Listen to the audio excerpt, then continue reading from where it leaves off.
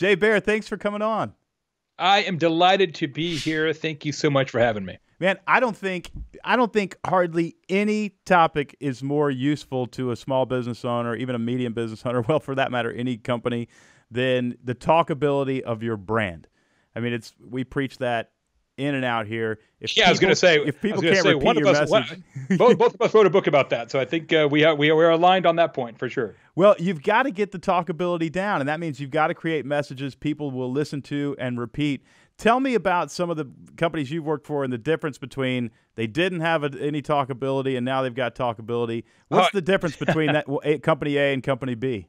Well, look, I mean, company A is 99.5% of everybody in the world, Yeah, it's which exactly is true. taking word of mouth for granted. As we talked about in the book, Talk Triggers, word of mouth influences between 50 and 90% of all purchases. And I think almost everybody in business will acknowledge the importance of word of mouth to their business. But here's the part that that I still can't believe, and frankly, one of the catalysts for writing the book, is that despite the importance of word of mouth, nobody has an actual strategy for it. Yeah.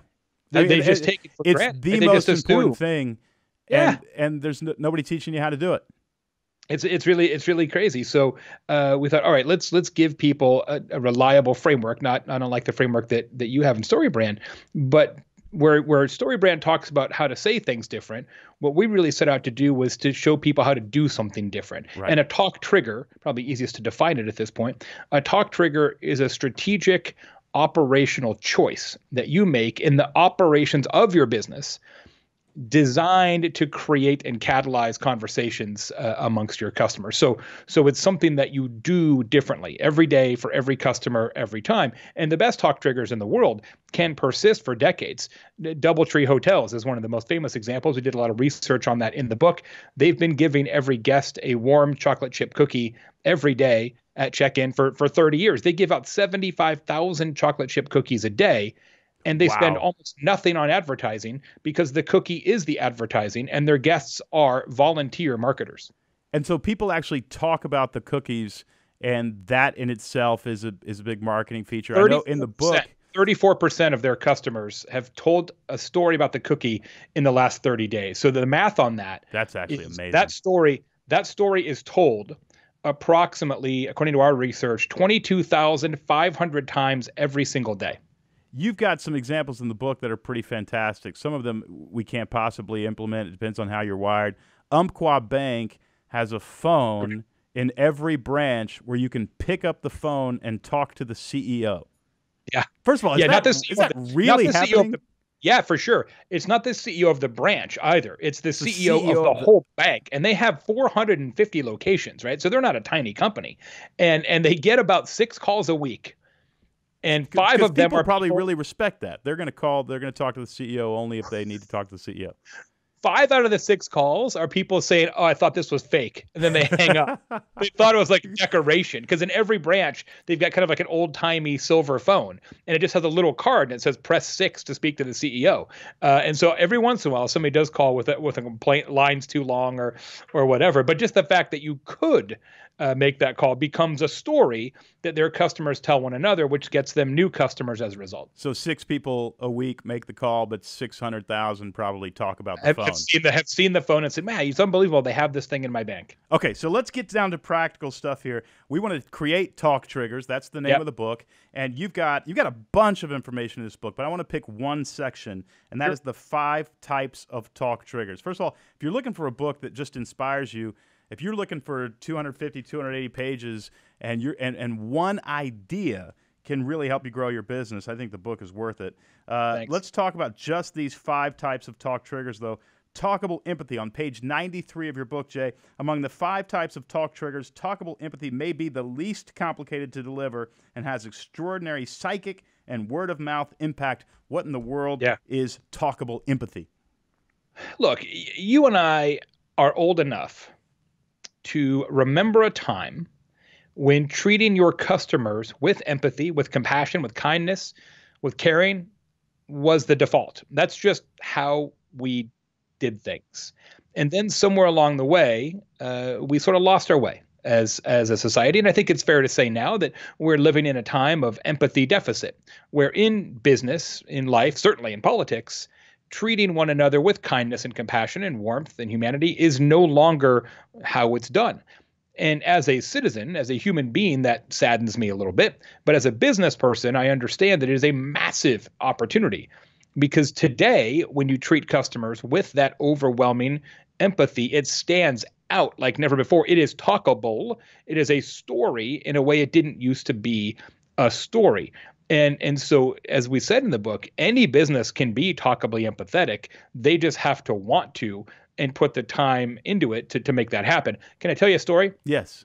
So I was in Green Bay, and the reason I was there, not just to go to the game, was to visit a company that we profile in the book, a company that has a talk trigger rooted in empathy. And the company is called AmeriCollect. Now, AmeriCollect is in Manitowoc, Wisconsin, very small town. They've grown from 12 employees to 280 employees. They've grown from $600,000 a year to $26 million a year. Wow. The business they are in is a business that you would not necessarily associate with empathy. It is collections. They are a collections agency. Got a bad rap. Yep. They only do medical collections, right? So if you owe your hospital money, you owe a physician's group money, you may actually be contacted by AmeriCollect to collect that debt. It's a business collections where typically they really grind you, right? They get a hold of you and they're calling you. They're just grinding you down, baby. That's how it works. Not these guys. Their owner, Kenlin Gretz, is quite a guy. He's about our age and is really something. When he took over the company, he changed the entire culture. And today, their slogan, but it's a lot more than a slogan. It really is the DNA of the organization, is ridiculously nice collections. It is ridiculously nice collections. So they treat everybody, no matter how much they owe, no matter what their situation is, with extraordinary kindness, compassion, and humanity. If you think about it, not only does that really serve the customers who owe some money and are in a difficult place, it actually serves any medical outfit that needs to outsource their collections because they're going to go with you over anybody else because they don't want their clients being hounded. Not only that, it actually works way better. In the medical collections business, it is almost universally true that a hospital will give two different collections agencies the business. They each get 50% and they compete one another. It's almost like an A/B test to see which one performs the best. Since they shifted to ridiculously nice collections, AmeriCollect has won 97% of their head-to-head matchups. That is incredible. And I love go ahead, Jay. I just want to tell you the last piece of this. This is the part that you are really going to appreciate. It's actually hard for me to even say this story. So they have 280 employees. Sorry. No, I get it. I understand. 60% of them, 60% of their workforce are people that they originally collected from. You are kidding. It was intentional for them to go after the very people that the industry had made. Other way around. They wanted a job. The experience was so great. They're like, could I come work for you? That is a beautiful story. Is that unreal? It's quite talkable. I mean, we're actually talking about it now to 40,000 business leaders. I gave a presentation to all 280 of them yesterday, and it was one of the great honors of my career to address them because they are living the principles. Jay, we could geek out on this for a long time because I know you've studied story and if you studied anything about word structure and how to message anything, you got to study story a little bit. And built into what you're talking about is a villain. Debt collectors. Yeah, whole industry's a villain. And here's the same people going after their whole industry and trying to redeem it. And no wonder. I bet morale is super high. And yeah. And there's so much else to talk about too, because it's not just an external messaging system of we're going to be ridiculously nice collectors. The internal messaging system of saying, hey, here's our brand aspirational identity for our brand. We're going to be the nicest debt collectors on the planet. Yeah. And that whole thing probably had to be orchestrated. You end up with a pretty great workforce, right? And they get along, and their culture is really strong. Just it stands to reason. If you're going to put a flag in the ground and say this is what we do, you're not going to tolerate a lot of jerks, as a result. Well, the practical application for all of us in any kind of business is your people have to be so incredibly empathetic that people talk about it. And you've got to find tangible ways to actually execute on that. Talkable usefulness. The first way of being, first of 5 top talk triggers was talkable empathy, and now talkable usefulness. Page 95 of Talk Triggers, you say, particularly effective when put into practice in business categories not well known for making customers' lives easier. So how do we become useful, and how do we get people to talk about how useful we are? My favorite example is actually not in the book, I don't think. It's my buddy Joe Manussa, who's a realtor in Florida. Now, most professional service providers, lawyer, doctor, accountant, consultant, they all have a website. Right? But the problem is everybody's website is exactly the same. Now, the words may be rearranged slightly, but every website in professional services essentially says, "Behold, the awesome power of our expertise." We counsel against that, but yes, we see it all the time. We know things that you could possibly never know. Yeah. The one thing you shouldn't do is try this yourself. That's the whole website, right? Right. Well, Joe does the exact opposite. Joe created a free downloadable 60-page PDF guide. It's called How to Sell a Home on Your Own in Florida. Wow. Now, here's a realtor paid to sell homes, yes, telling you how to not use a realtor. Now, I called him. I said, when I interviewed him for a book, not this one, a different book, and I said, "Joe, I don't get this. Seems to me that you are giving people exactly what they need to not hire you." And he said, "Well, I know why you think that, Jay, but what you also don't understand is that people get to about page 19. And they realize just how hard it is to sell a home on your own. And they realize that they want nothing to do with that process. It is his number one source of customers. And not only does he get that customer, he gets all the other customers and their friends. Because if you've pondered the idea of selling a home on your own, so have all your friends. And they're like, "Hey, Don, you're going to sell your house on your own?" You're like, "Yeah, I was going to, but don't do it. It's crazy. You're going to get this book and realize what a bad idea that is. You should just call this guy." And look, in professional services, here's my advice. Take everything you know and give it away. Yeah, I couldn't agree with you more. And people freak out about that. But here's the deal. A list of ingredients doesn't make somebody a chef. And I've been a consultant for 30 years. And the one thing I know is that if you've got a potential customer who's genuinely weighing the pros and cons between hiring you for your expertise or doing it themselves, that's probably not a customer you actually want. Yeah, it's absolutely true. We have given away everything at StoryBrand. I mean, you can get the framework. It's all on the website. And, we lovingly take millions of dollars from people every year because they want to know, am I doing it right? And I really just want to get it done in 48 hours. And can you walk me through a process? But you can figure it out on your own. Just read the book and do that. And we lay it all out there. But for that affirmation and to be together with the experts, it's all there. And so I've always said the more generous you are, I think the better your business will do. Yep. We're doing the same thing. We're launching the Talk Triggers course too. Same thing. We're actually using some of the way you present your information on your site to talk about how we're going to do this course as well. And the key here, it's for anybody in business. It's not just in business. It's in parenthood. It's in friendships. It's in marriage. Be useful. If you want people to talk about you, figure out how you can be useful. Okay, the third talk trigger, generosity. That leads right into a good segue. Free beverages at Holiday World, that's a generosity trigger. Customers create conversations about it because they are stunned that a company would forego profit potential and just give drinks away for free. You talk about that on page 106. It reminds me of a StoryBrand alumni, Jesse. He owns the Savannah Bananas baseball team in Savannah, Georgia. He had about 100 people coming to each game. Now he has 4,000. They're sold out for 2 consecutive seasons. He gives away free food at every single game. The whole family can come in. And people talk about it. Of course. They talk about the generosity. Talk to me about talk to anybody who's listening or watching this podcast saying, "I'm too scared to be generous. If I give things away, there won't be enough for me." What do you say to that person? You're not actually giving things away.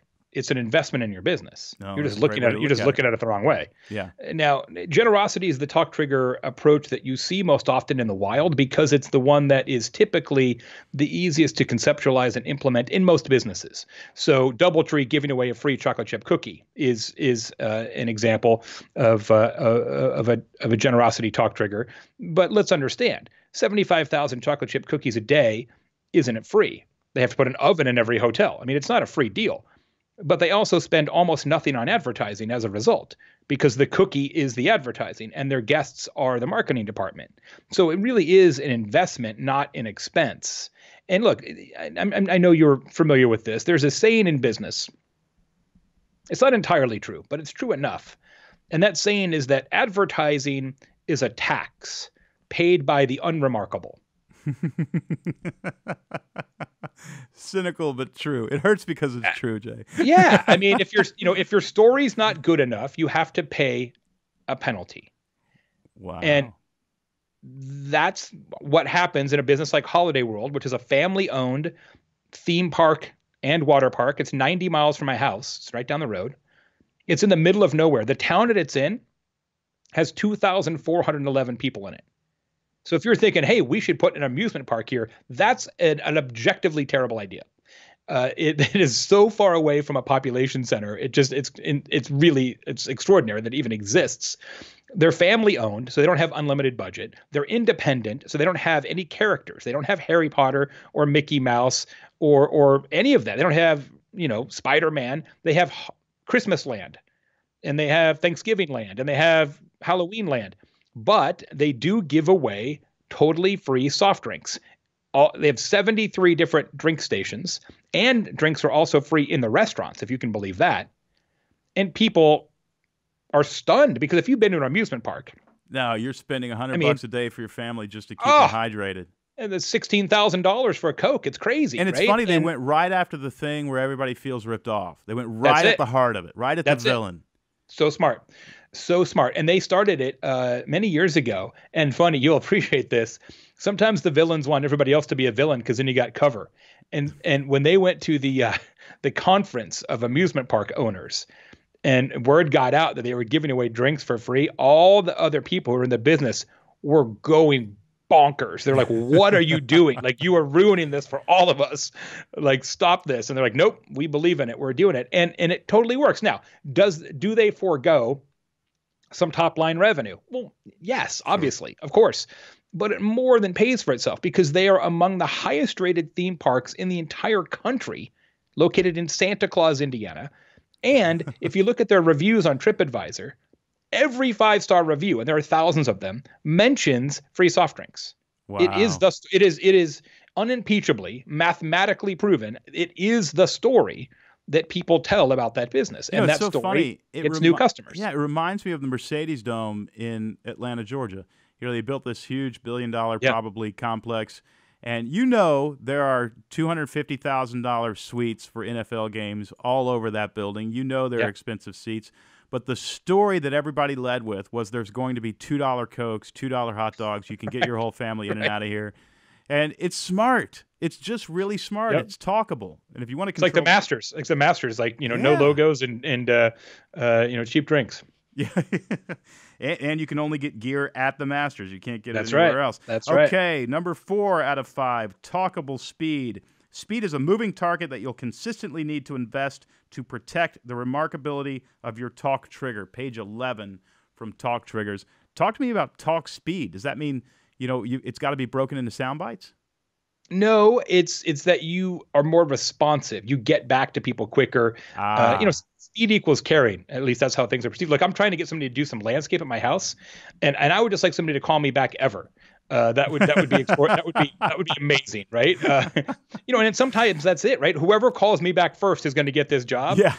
But you can create story from responsiveness, and you don't have to be a big company. There's an accounting firm in Indianapolis called Bogdanoff and Dodges. 2-man accounting firm, couple of associates as well. Regular accountants, do a lot of personal returns, some small business returns. They have an extraordinary talk trigger. They have dozens and dozens and dozens and dozens of 5-star reviews on Google, on Facebook, on Yelp. And every review mentions their speed because their corporate policy is that they answer every phone call and every email within 5 minutes. Wow. Now, is that marketing? No. It's an operational choice that creates a distinct marketing advantage. And that's what a talk trigger really does for your business. Oh my gosh, that's fantastic. I read, have you ever read the book Conversion Code? Yeah, of course. It's a fantastic book, but he actually says that 85% of business will be lost if you don't respond within 15 minutes. Got to be fast. That's our talk trigger. It might even be 5 minutes. I mean, it was really, it's something we all need to work on. Okay, the fifth talk trigger is talkable attitude. Attitude has to feel true to work as a talk trigger, and that can happen only if everyone is on board. Page 131. What sort of attitude do we need to get people talking about our brand? You talk about attitude is when you're just a little different, right? A little unusual, a little wacky, a little outside the norm of what people expect your business to be. And that one can be the toughest because, as we mentioned in the book, it has to be culturally true. You can't just say, we're pretty wacky, and then clearly you're not, because that just doesn't hold up. People understand when you're faking it, right? But when you live it, it can be extraordinary, right? MailChimp is a good example of a company that kind of adopts that principle. One of our clients, actually, it's not in the book because we worked on a plan afterwards. One of our consulting clients is called Superior Glove. And they're a glove manufacturer. They make work gloves. They're based outside of Toronto. And they make hundreds and hundreds of different work gloves. I had no idea there were so many types. Very specific. So if you're like a left-handed vampire guy who works on an oil derrick, they have like a special glove for you. It's really weird. They compete against a bunch of companies from Asia who sell fewer styles, lower price, lower quality. So they hired us to come up with a talk trigger that emphasizes to their customers that they are from North America and therefore higher quality, more care, that kind of thing. So we went through the whole talk trigger strategic planning process, the exact same process that's in the book. As we talked about earlier, we just took what we know and we gave it away in a book, as opposed to having to do consulting the same way you did with StoryBrand. Went through the whole process. And this is a company that is very fun. Like, you wouldn't think glove manufacturer and fun, but that's it. That's just the two guys who own it are brothers, and they're just kind of fun, and their website copy is really kind of humorous. They're just a kind of a kooky, fun company. Yeah, just, some companies are. They're just whimsical. So we landed on a talkable attitude approach. So now every pair of Superior gloves has a logo on the back of the hand. And when you scratch it, maple syrup scented work gloves. Maple syrup, which is amazing. That is really fantastic. If I never do another strategic plan for word of mouth in my life, I will always have maple syrup scented work gloves on my resume. Man, I mean, there's so many levels to that. We could actually talk for an hour just about that move and the way it opens up the senses, the way it creates an unforgettable moment with that brand, the way it differentiates. That is just okay. I don't know how you do maple scented e-courses, but we're going to try to figure it out. Yeah, one of these days. Jay, this has been one of the better conversations I think we've ever had on this podcast. Thanks, buddy. Really, very practical stuff, extremely inspirational. So I think the challenge for all of us, watching this podcast or listening to it is really simple. What's one or two things we can do to increase the talkability of our brand? I want to go back through these 5 ideas. One is talkable empathy. Get people talking about how much you care about them. Talkable usefulness. Give away some stuff that people just say, wow, that really helped me solve a problem. Talkable generosity. You just can't be too generous today. Talkable speed. Get back to people really quickly. Talkable attitude. Have the kind of attitude that they want to talk about. This is one section of 3 sections in your book, and there's a lot more content. The book is called Talk Triggers. Jay Baer, just fantastic. I mean, I got to tell you, we've done a lot of interviews that I think they've all been really interesting. But occasionally we talk to a guy, and I just want to say, hey, can we just continue this conversation later? I want to go make some changes to my company. It's been a fight to actually stay on with you and not jump out and just start making changes. Thanks. You're doing a lot of good work in the world. I appreciate it very much, and it's been a joy to work on. We love talking about word of mouth strategy and helping people solve their problems. What's great about it is, just like StoryBrand, this is an approach that every business can implement, every size, every type, every region. And we've got hundreds and hundreds of people putting the principles into practice right now. And it's really, really gratifying. Let me tell you one thing real quick, if I may. Absolutely, please. Here's the worst way to do this, though. Okay. And this is why the process in the book is important. The worst way to create a talk trigger is the way everybody wants to create a talk trigger, which is to sit in a conference room and brainstorm it. Because if it was that easy, you'd already have it. So how do you do it? You get out and talk to people? Yeah, that's it. There's a 6-step process, as we discussed, but the key to the process, the only one that's absolutely non-negotiable, is you interview between 15 and 18 customers. Okay. And you do 3 groups of customers, 5 or 6 conversations each. New customers, longtime customers, and lost customers. 5 or 6 conversations each. And what you're going to ask them is, at each of the different inflection points, at each step in the customer journey that you went through with us, what did you expect would happen? When you came to our website, what did you expect would happen?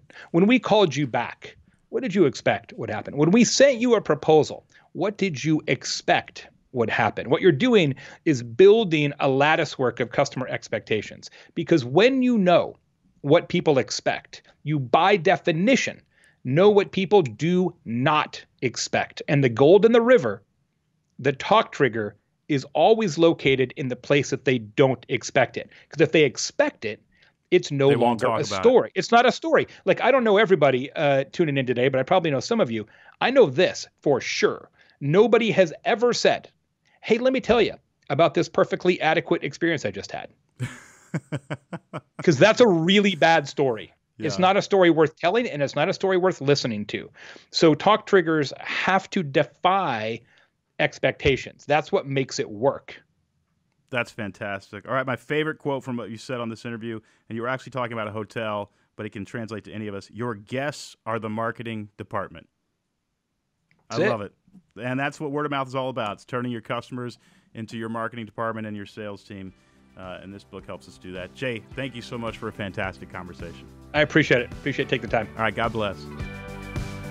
Hey, everybody. I hope this was a super inspirational interview for you. I know you need a lot of inspiration when you're running a business. You just need that daily shot in the arm. If you want more content like this, subscribe to our channel. We'll notify you every time something great comes out. And also, if you want a clear message to talk about your company and your products so that people actually listen, grab my book, Building a Story Brand. It's going to help you create a clear message so that customers actually engage and you don't bore them. You never want to bore them. Pick up Building a Story Brand wherever you buy books today. Thanks for watching.